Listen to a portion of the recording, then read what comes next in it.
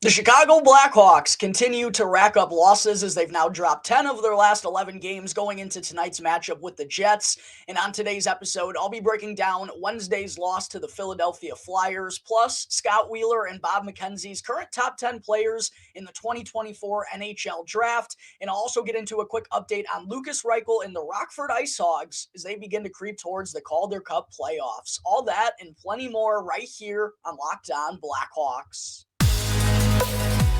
You're Locked On Blackhawks, your daily podcast on the Chicago Blackhawks. Part of the Locked On Podcast Network, your team every day.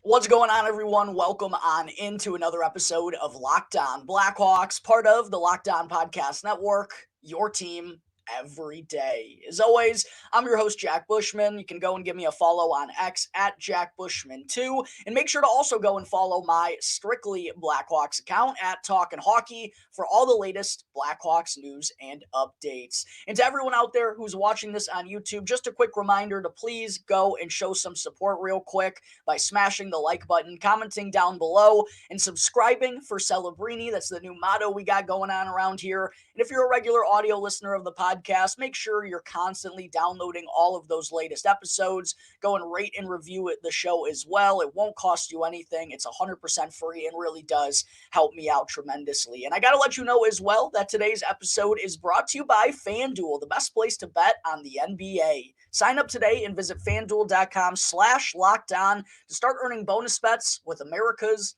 #1 sportsbook. All right, good morning, everyone. Again, thank you all for joining me on another episode of Locked On Blackhawks, your one-stop shop for all things Chicago Blackhawks.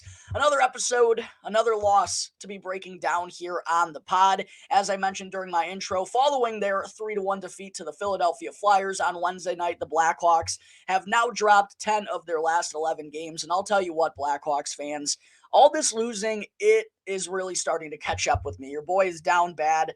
Watching this Blackhawks team is just starting to take a toll. All these losses are really racking up. They've won 15 of just 57 games this year. And at the very least, going into this season, I expected the Blackhawks, yes, to be better, but I still thought they were going to be a bottom 10 team in the NHL. But given the additions they made in the offseason, adding Nick Foligno and Taylor Hall, bringing back Andreas Athanasiou, obviously implementing Connor Bedard in the lineup. I thought at the very least this Blackhawks team would be more entertaining to watch. If they would be losing games a lot, I thought they'd at least be doing it in high-scoring fashion, and considering their defense was looking pretty young, I figured that would be the biggest issues with the team, but no, there have been issues all over the place for the Blackhawks, and another one-goal performance here on Wednesday against the Flyers. And I think the biggest difference in terms of what I noticed between these two teams, the Flyers were absolutely the better squad in this matchup. They were the team that possessed the puck more, especially in the opening 40 minutes. But the real big difference to me that stood out was the mentality that the Flyers brought to the table early and often, which was trying to get the puck on net as much as possible. I don't know if that's been their game plan all season long, if that's the style of play that they just bring to the table, or if it was because they noticed Arvid Soderblom was getting the nod in net for the Blackhawks, and not only has he not played very well this season, but also hasn't played all that frequently as of late. So I'm not sure if that impacted it or what, but it was very clear right from the opening faceoff. The Flyers were trying to get the puck on net as much as possible, and it feels like that's a mantra that the Blackhawks really should be trying to implement in their own game. And it's been an issue for them through 57 games this season, so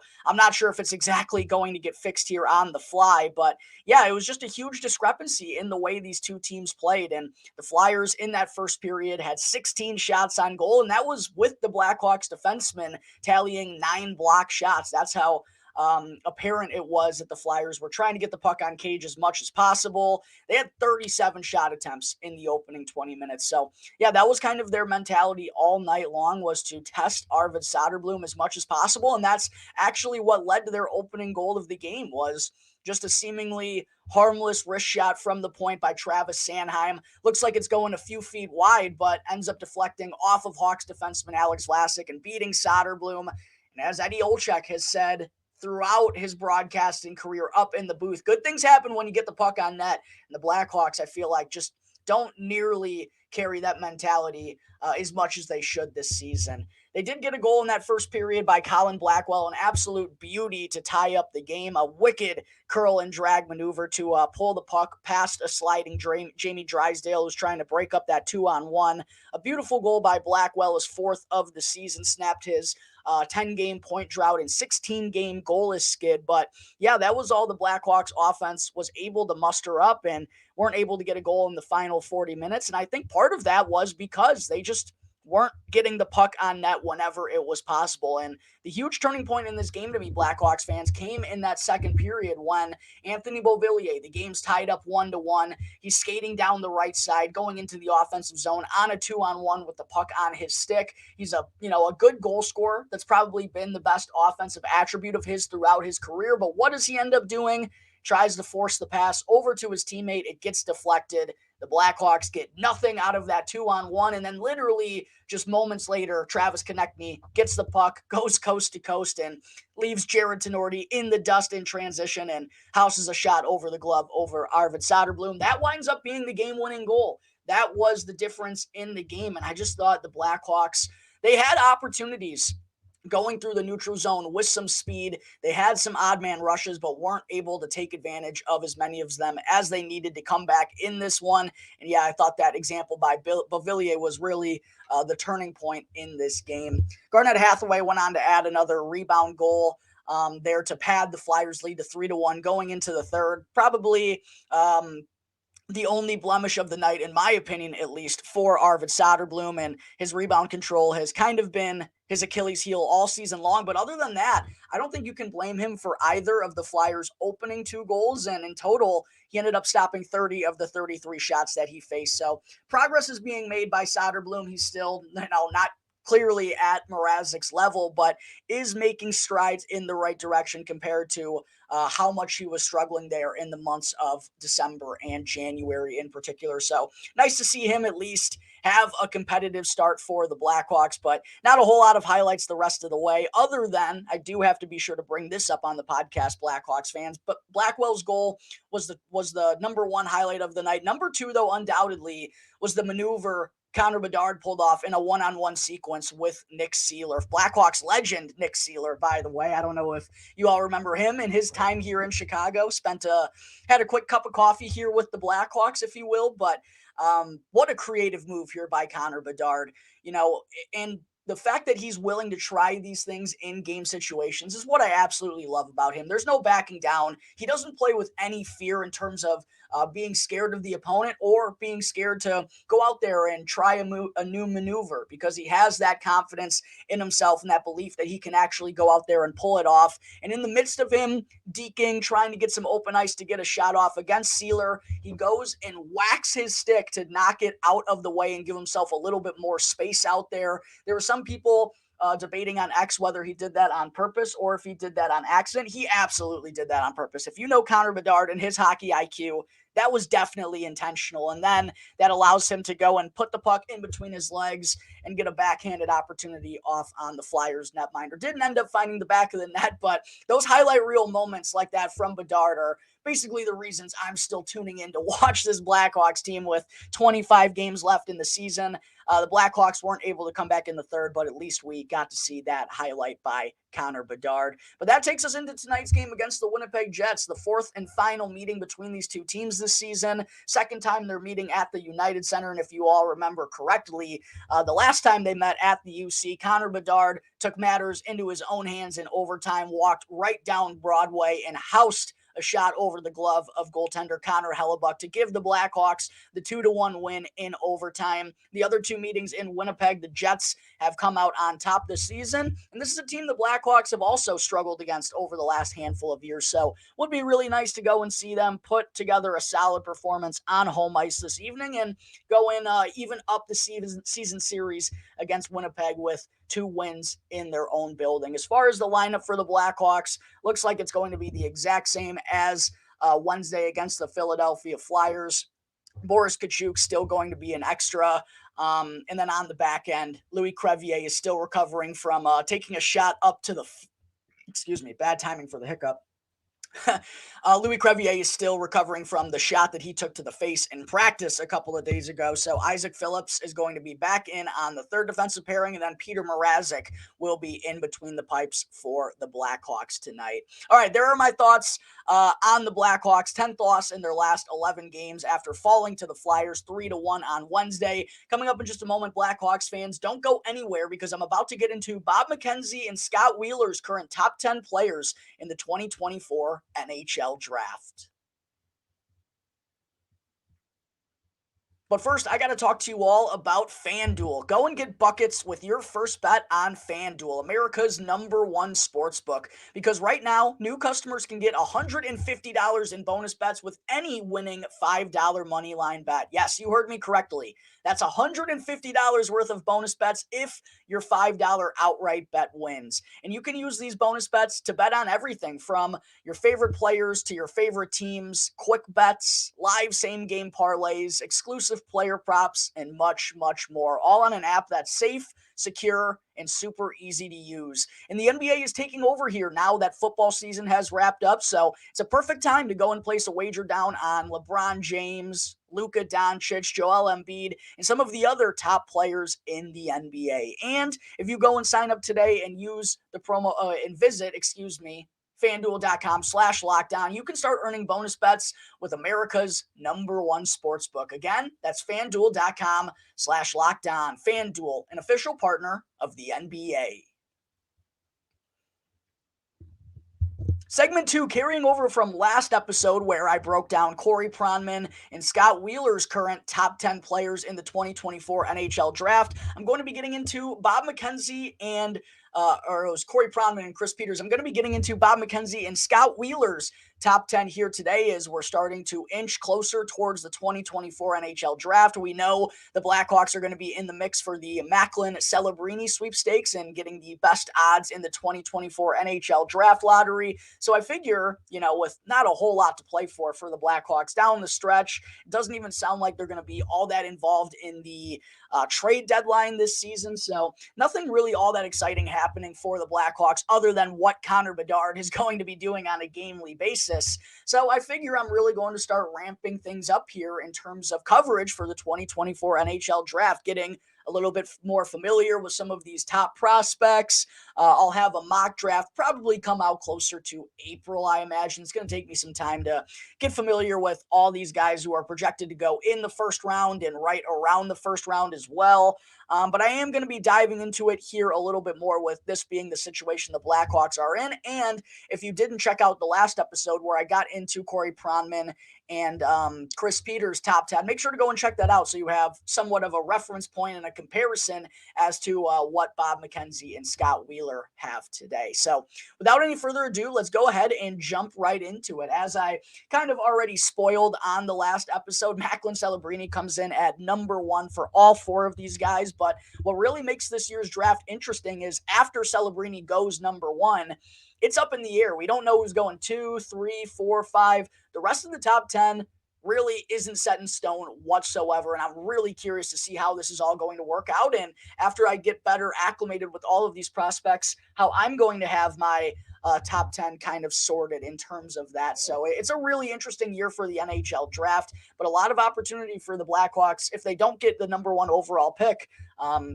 Still a lot of intriguing prospects out there, and it'll be very interesting to see what direction they wind up going, regardless of what pick they end up at. But #1 for Bob McKenzie, Macklin-Celebrini, not surprising here. Coming in at #2, the second time he's come in at #2, and that's Anton Silayev, the 6'7" left-handed defenseman that's already playing pro over in the KHL. I believe he's now played 60 games in the K so far this season, so lofty experience for him at a young age playing pro hockey. Artem Levshunov, the right-handed defenseman, looks like he could be the first RHD off of the board potentially, and someone I'm sure the Blackhawks are heavily looking into, considering I believe they're going to be trying to add a right-handed defenseman with one of their 2 first-round selections in this year's draft. So Artem Levshunov is definitely a prospect I'm going to be looking into heavily here leading up to the draft. Coming in at number 4 for Bob McKenzie is Cole Yzerman, and we saw Cole down at number 8 and number 9 for Corey Pronman and Chris Peters, a guy who was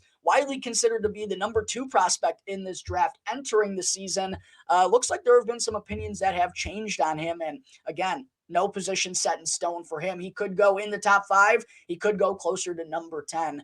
Bob McKenzie has Yzerman coming in at number 4. Caden Lindstrom then comes in at number 5.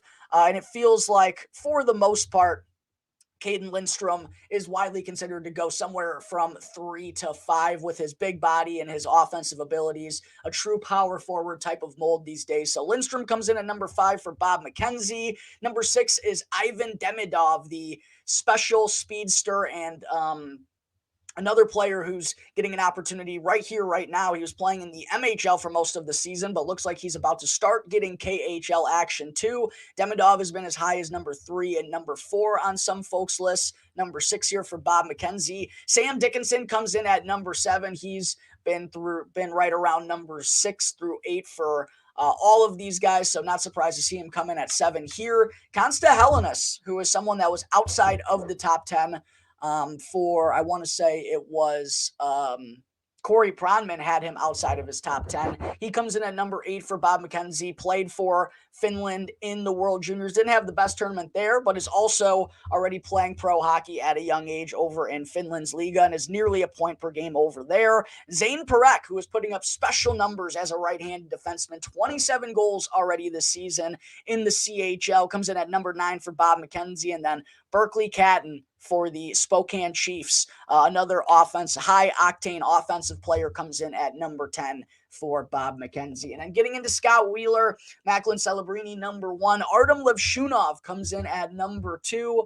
Cole Yzerman, interestingly, is number 3 for Scott Wheeler. Ivan Demidov, like I said, some people are higher on him than others. Number 4 here for Scott Wheeler. Number 5 is Anton Silayev. 6 is Zane Parekh, who, look, he and Carter Yakimchuk, I think, are going to be in the mix to be the number 1 overall right-handed defenseman taken off of the board. Parekh, number 6 here for Scott Wheeler.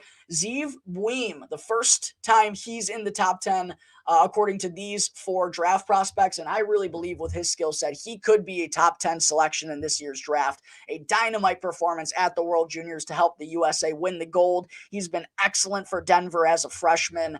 I really wish the Blackhawks could be using a left-handed defenseman because I'm absolutely in love with Zeev Buim's game. I just don't see him being on their radar, unfortunately. But he enters the top 10 for the first time here at number 7 for Scott Wheeler. Number 8 is Sam Dickinson. 9, Berkeley Catton, and 10, Konsta Helenius. Interestingly enough for Scott Wheeler, he is the only one that does not have Caden Lindstrom ranked inside his top 10. But taking all 4 of these draft analysts, I think they are widely considered to be the top 4 in the NHL in terms of this department.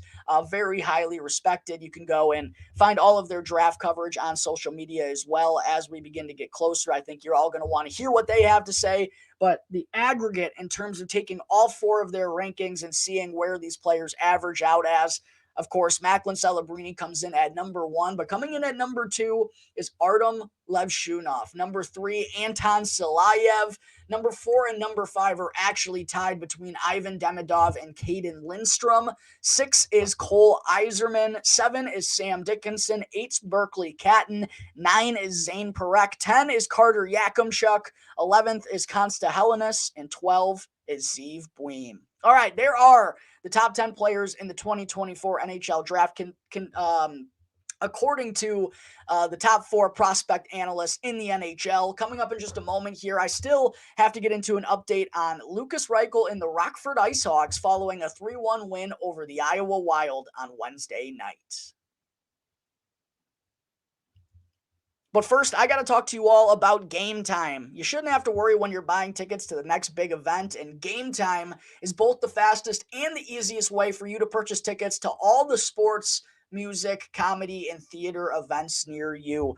use Game Time so you can take away the stress of purchasing tickets before entering to the game. I personally have used Game Time for probably over 10 years now at this point in time, when I was back in high school and used to go on down to the UC with my buddies to watch Patrick Kane, Jonathan Toews, and all those great Blackhawks legends play. And I still use it to this day, whether I'm going down to the UC to watch Connor Bedard play, or going to Wrigley Field to watch the Cubs play during the summer, or even if I'm traveling in another city and want to go watch a comedy event with one of my buddies, or want to go out and see a concert. Game Time is always the fastest, easiest, and cheapest way for you to purchase all of your tickets. Plus, I love how they send you images of the seats before you purchase the tickets, so you know exactly what you're getting and what you can expect upon arrival. I highly recommend you all go and download the Game Time app right now, and when you do, create an account and use the promo code LOCKEDONNHL in all caps to get $20 off with your first purchase. Yes,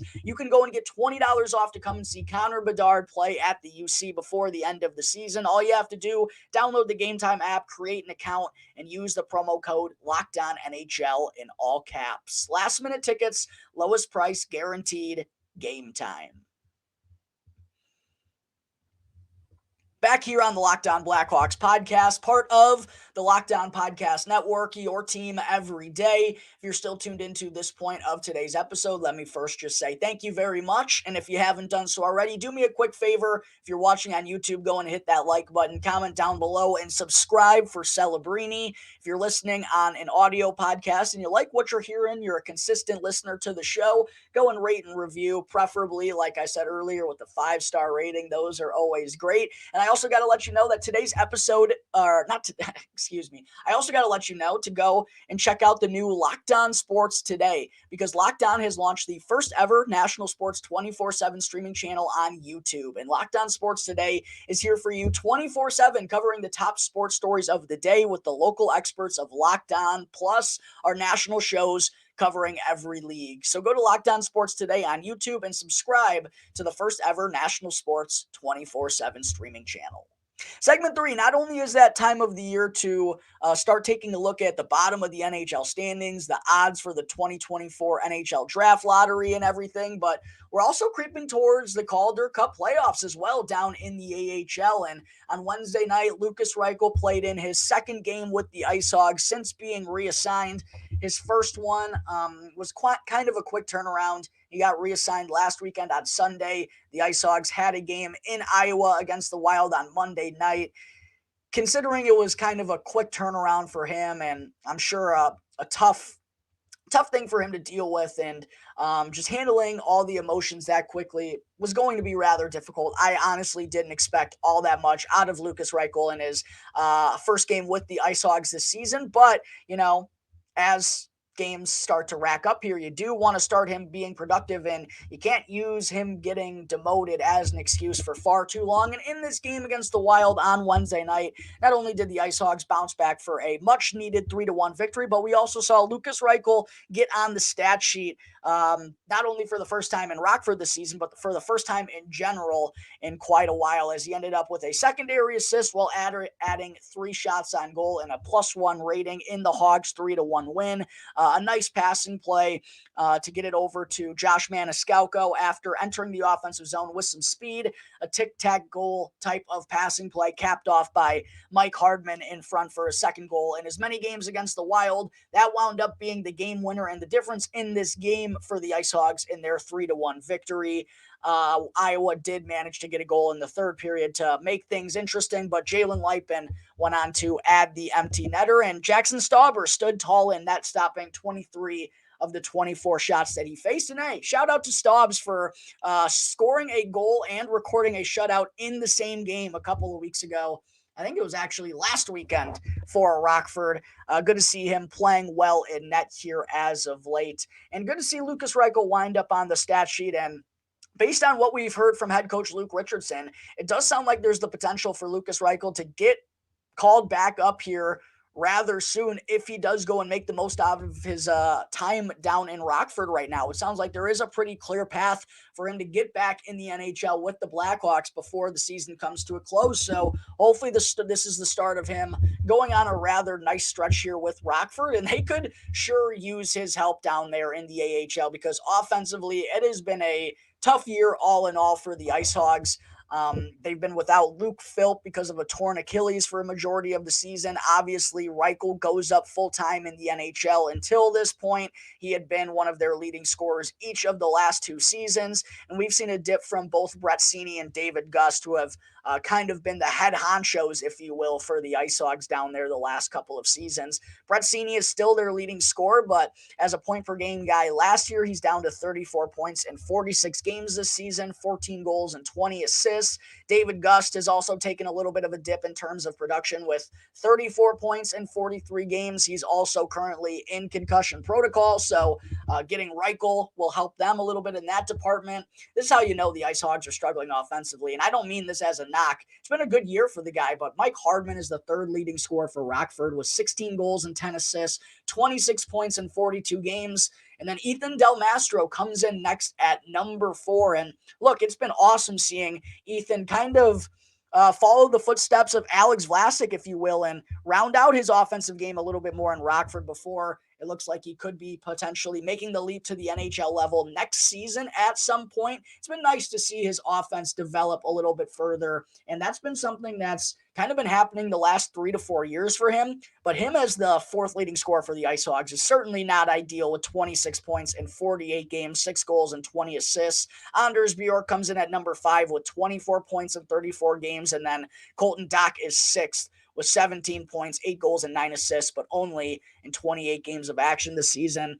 And that's continuously a problem with Colton Dach. The guy is so injury plagued, man. He just cannot catch a break. Really, ever since 2 years ago, prospect development camp, when he suffered that concussion, suffered another concussion with Kelowna before he got traded to the Seattle Thunderbirds, had that wrist injury at the World Juniors. And then this year, I forget the player's name, but was on the wrong end of a dirty play by another player in the AHL. I can't remember his name, but that forced him into concussion protocol for a little bit. And as of right now, he's out 1 to 2 weeks with a left hip strain. So Colton Dach just is having such a hard time to stay healthy. And you got to wonder how that's going to impact his chances of making it to the NHL. It seems like he's obviously going to get time with the Blackhawks at some point, but man, it's been such a battle for him to stay healthy, and hopefully he'll get back on the ice soon because when he has been healthy, he's been a very productive player with the IceHogs so far this season. But yeah, you can see why Lukas Reichel going down there might not be the worst thing in the world because he could help them out offensively as they're trying to make a push for the Calder Cup playoffs right now. The IceHogs currently sit in 4th in the Central Division standings, and for those of you who aren't familiar with how the regular season works in the AHL and how many teams make it to the playoffs, there aren't 82 games in the AHL season. There's only 72, and the IceHogs have played, what is that now? I believe they played 48 games, so they only have 24 left on their schedule at this point in time, just like the Blackhawks, creeping towards the end of the season here a little bit. And as far as how the playoffs work in the AHL, 5 teams will be making it from the Central Division, but the bottom 2, I believe, will be playing in a best-of-3 play-in series in order to play the 3 seed in the first round of the playoffs. And the IceHogs have been in play-in games each of the last 2 years, and like I said, they currently sit in 4th in the Central Division, so looks like if they don't get a boost here late, they could be playing in a play-in game for the 3rd consecutive year.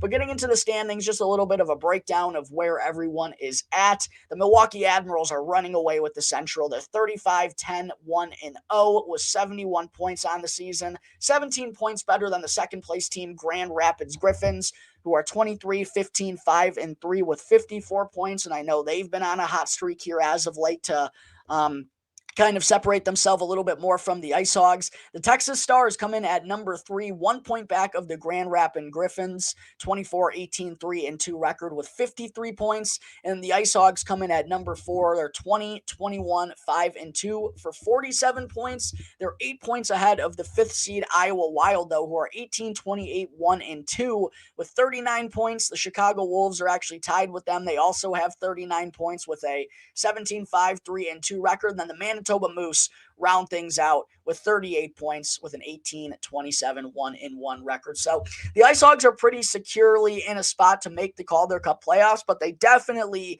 want to be improving their position in the standings in these final 24 games so they don't have to play in a play-in game for the third consecutive year. Would be nice to also have a little bit of home ice advantage in the first round for the first time. So they're currently 6 points back of the Texas Stars for the 3 seed, 7 points back of the Grand Rapids Griffins for the 2 seed. So maybe getting Lukas Reichel can help them go on a little bit of a run here at the end of the season and gain some ground in the Central Division standings with only 24 games left to go in the season.